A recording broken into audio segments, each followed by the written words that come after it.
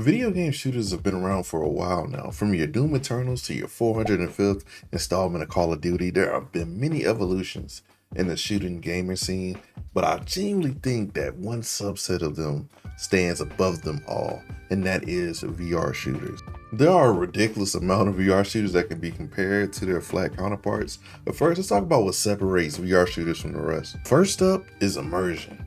This one is kind of a given since most VR games kind of offer this sense of completely being in the game anyway. It's kind of one of the main selling points. Now, I'm not saying that flat shooters can't be immersive because, let's be honest, even myself, I put a criminal amount of hours into shooters like Titanfall and Battlefield with no issue of losing immersion. But there is one thing that those games don't give me that VR shooters like Contractors do, and that is freedom of movement. Being able to move your gun any way you want using your VR controllers is an absolute game changer and opens up a criminal amount of options for engaging enemies or obstacles. It also creates a layer of skill difference amongst players that is pretty hard to get over. Actually having to line up the sights on your gun is really hard to do when you got Mountain Dew fueled teenagers shooting at you like in these social games. And it's even worse when the gameplay gets really hectic. And it also gets crazy when you have two-handed weapons like rifles, snipers, bazookas, crazy stuff. From blind fire enemies to throwing the nastiest, filthiest, most despicable grenades in human history, the options are really limitless. There's another level of difficulty added to certain VR shooters is manual reloading. Like bruh. In Contractors or Pavlov, you actually have to pick the mag up from your gun belt, insert it into the gun, and then cock it back to use it every time you want to reload. That gets very difficult because there's also a bunch of different guns in the game that work differently, and you have to remember how they actually are supposed to be loaded every time you switch guns. So where do you? A lot of times where I do die in these type of games is because I do bad reloads. It's pretty hard, man, I'm not gonna lie. But that being said, if you do it a lot, you get a lot better at it and it becomes second nature. So like in a lot of VR games now, I can reload without looking. But sometimes I do have to look down to make sure I'm doing it right. Plus it makes you feel like a badass when you get a good reload off and get your enemy. But do not worry, there are also VR games that you can reload by just pressing a button or even doing a movement like a gesture, like Synapse on the PSVR 2 or Pistol Whip, which are both phenomenal games, and I definitely recommend you check them out if you have VR headset or if you want to get one.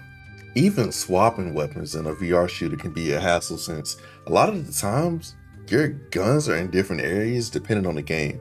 So like in some games, you're gonna be in front of you. Some games will be like on your back, on your side. There's a bunch of different stuff.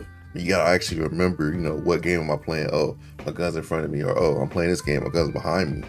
And so I've died sometimes because I got confused on which VR game I was playing. I'm like, oh, I reached behind my back, and obviously there's nothing there because my gun is in my front. And so you gotta remember that when you play a lot of these different VR shooters, and it adds another layer of difficulty because it's like, okay, I have my rifle in my hand, oh, my ammo. Ooh, I gotta pick up my pistol and actually use it and cock it back and use it. And there's just a lot of variables that can go wrong with all those movements. It's pretty beautiful just as a concept of gaming. Just having that level of difficulty to a game, and it's just you moving your hands. Another thing I feel like isn't mentioned enough in these discussions is movement. And I know I mentioned moving a little bit early, but you're probably thinking, I can move easily, in Apex Legends or COD, Modern Warfare. And you're not wrong at all, but that's not the type of movement we're talking about. That's why I'm playing a game like Contractors and being able to physically duck or like jump back from a knife stab from an enemy or a zombie or whatever trying to kill you.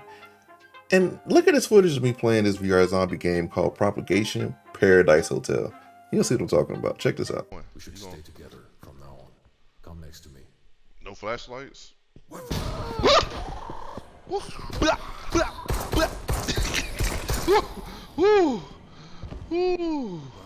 that was close. Bro, Are you okay? Yeah, I'm fine. Wait, hold up, bro. We better not stick. Wait, hold up. Outside of how funny as hell that clip is, you see how I back up and then boom bap that zombie?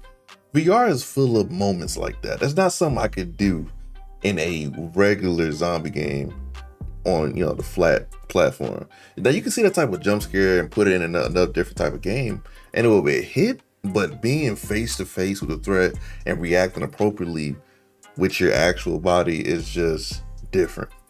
And by different, I mean very different. There's a bunch of VR shooters where you have to actively move to dodge bullets, like Pistol Whip, like we mentioned earlier. If you don't move your body to dodge those bullets in that game, you lose. Superhot is also one of those examples because it is originally a flat game, where the game speed increases and decreases as you move. But it's the same in VR. Even like minute movements like moving your hand or moving to the left a little bit with your body can make the game speed increase or decrease. So it makes it a little bit different. It makes the whole game different. Another fun example I have for you guys for movement is something that I have from a fire Half-Life Alyx mod called Gunman Contracts, where you play as a hitman. Check this out. All right.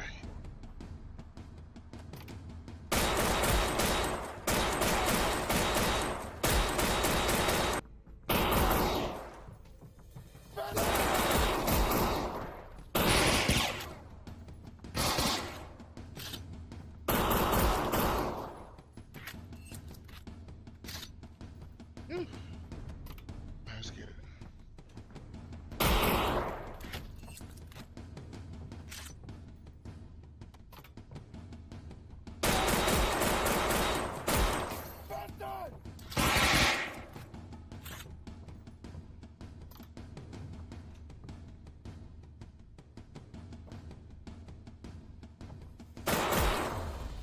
Woo, that boy good. See how I was able to use the door to get cover and get to jump on the enemies? Isn't stuff like that just is amazing in VR. Now it's so much more fun to do that in VR, and it makes you feel like a bad bad word, demonetization. There's also crazy satisfaction to playing VR games like this because there's no other place to get a type of experience. In a flat game, these moments would be like just a button press to mantle or a quick melee button press, and a lot less funny or exciting or just, interesting to watch as it would be in VR. Now, don't get me wrong, while I do love VR shooters, there is two critical things that we kind of haven't spoken about that flat shooters definitely have the advantage on. And that first thing is ease of access. So I'll be quite honest with you, I'm a pretty lazy boy some days. And it does feel like a chore to hop in my VR headset and stand for hours and move to play certain games. And honestly, sometimes I don't do that and I just pop in a COD game or thrash absolute trash and Titanfall 2 like the exalted being that I try to be every day. Now, some games I generally don't have energy for it, all the movement that VR requires, and that's totally okay for, everybody. That's totally understandable. The second advantage is graphics. Man, some flat shooters are absolutely gorgeous in terms of graphic fidelity. I have like a 4090. I'm a graphics whore. But that can be reached in VR because you have games like Half-Life Alyx, obviously. But since VR is so niche, and most of these games are made by indie studios that don't really have a lot of resources, and a lot of AAA studios are kind of scared to touch VR because it's hard to develop a VR shooter that runs well and plays online with those type of graphics without, having crazy resources like an Activision or even like any other AAA company. It'll be probably a while before we can get a next-gen graphic game, quote unquote, like Modern Warfare 2, just recently came out within the past year. But I think one day, I do have faith that we can get there. I think one AAA studio will be fearless and actually take a chance on VR and actually put money to actually pull that off. So hopefully one day we get there, but that's definitely one of those kind of downsides to the platform. Now, don't get me wrong. These VR games are not ugly. Pavlov isn't an ugly game, just got like a UE5 update. Contractors is an ugly game.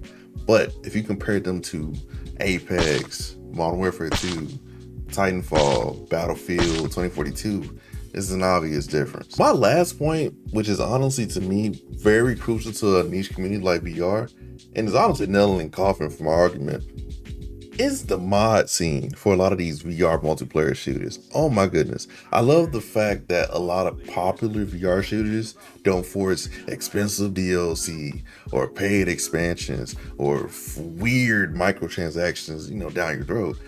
And I hate that about modern gaming, to be quite honest with you. It's more of like an overall gaming thing.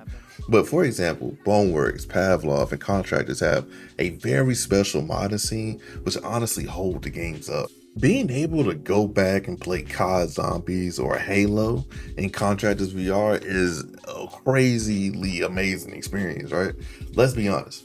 Activision doesn't care about VR at all, and Microsoft definitely doesn't because of past failures like the Kinect or debatably the HoloLens. Modders being able to bring back old maps and game modes back to life in a new form is astonishing. It adds hours of fun to games and opens up a plethora of nostalgic gaming memories from like years ago. Like, I haven't played Black Ops 2 in years, but being able to actually play the maps with their guns in VR was like the most mind-blowing thing ever. That's always been my thing with flat games. I feel like there's no real room for modders. Like, they don't make room for modders. Tell me what flat game you can play damn near perfect remakes of maps of Modern Warfare 2, Modern Warfare 3, Black Ops 1 and 2, Halo, and Team Fortress 2 with all their original weapons and movement all in one game. Bruh, come on. That's crazy, right? Peak. That's the argument. That's the argument here. That is peak gaming, I say. With all that hoopla and whatever being said, there is room for both flat and VR shooters in gaming, but I feel like real innovations have been happening in VR shooters for some time now.